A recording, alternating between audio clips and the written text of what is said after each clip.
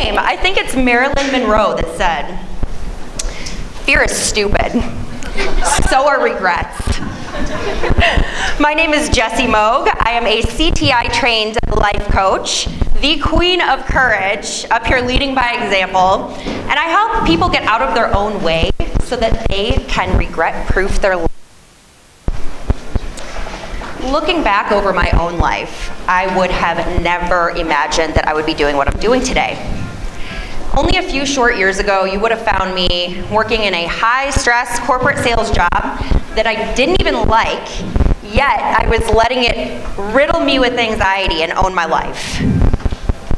You also would have found me acting like a chameleon because it was so important for me to get that praise and other people to feel like I was enough. I couldn't find it within myself. And if I'm being totally honest here with you all, every day to manage that anxiety, and you'd find me drinking a bottle of wine every single night after work, followed by some self-loathing and that general feeling of dread because I knew I was going to have to wake up and do it all over again the next day. I was so unhappy and so confused at the same time because I had done everything that my dad, and society for that matter, had told me to do. I got good grades. I went to business school. I landed a pretty kick-ass corporate job right out the gate where I was making really good money. But something major was missing, and there was just this huge void within me.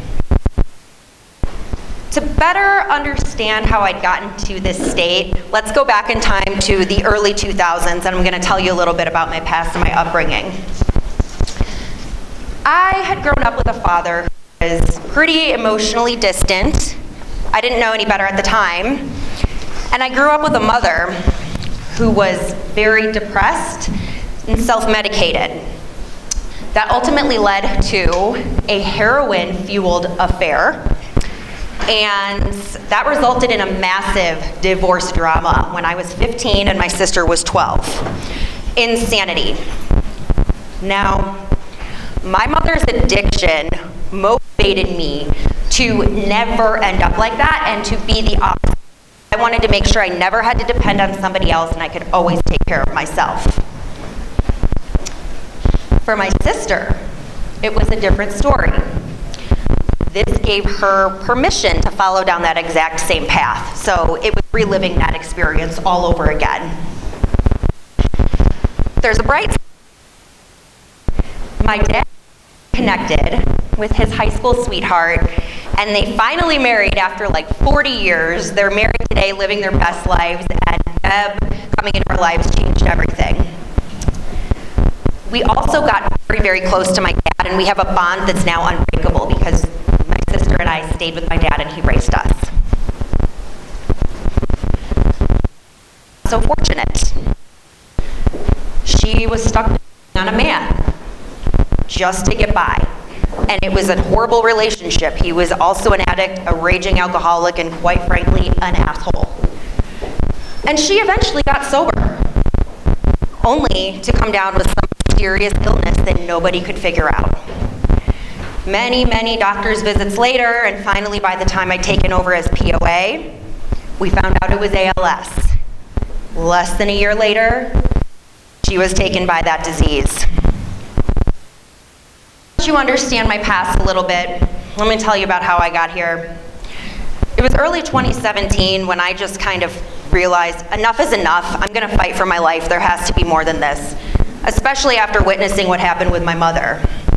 I was definitely going to fight for my life.